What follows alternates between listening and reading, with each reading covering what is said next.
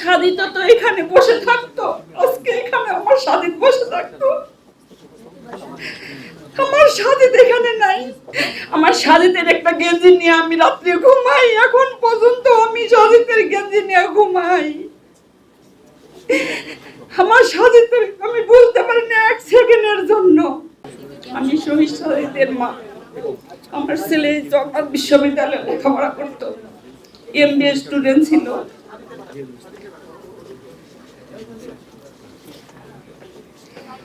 আগস্টের 4 তারিখে গুলি, 14 তারিখে সিএমএসি মারা যায়। আমার সাদিত তো এখানে বসে থাকতো, আজকে এখানে আমার সাদিত বসে থাকতো। আমার সাদিত এখানে নাই। আমার সাদিত নাই।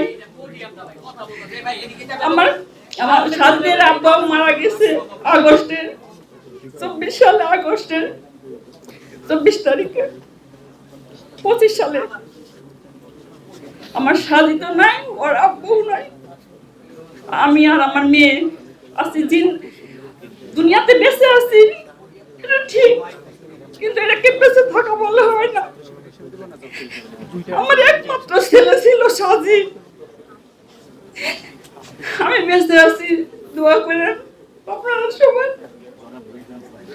আমার সাজিদের একটা গেঞ্জি নিয়ে আমি রাত্রে ঘুমাই, এখন পর্যন্ত আমি সাজিদের গেঞ্জি নিয়ে ঘুমাই।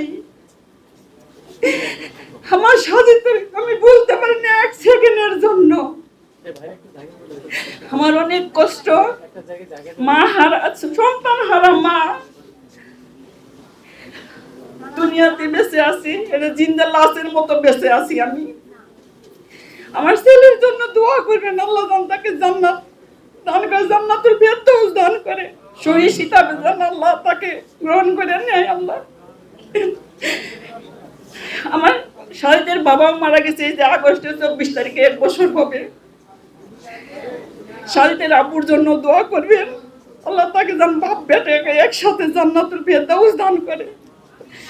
আমি আর আমার মেয়ে আছি, দুনিয়াতে বেঁচে আছি, আমাদের জন্য দোয়া করেন। আল্লাহ যেন আমাদেরকে নিয়ে খায়াত দান করে, আল্লাহ আমাদেরকে সুস্থ দান রাখে, যতদিন বেঁচে আছি আল্লাহ যেন সুস্থ রাখে। এটাই সবাই দোয়া করবেন। আমার সাজিদের জন্য সবাই দোয়া করবেন। আমার সাজিদ আজকে এখানে বসে থাকতো, আমি আসতাম না। আজকে আমি শহীদের মা হিসাবে এখানে আসছি, আমি আসতাম না এখানে।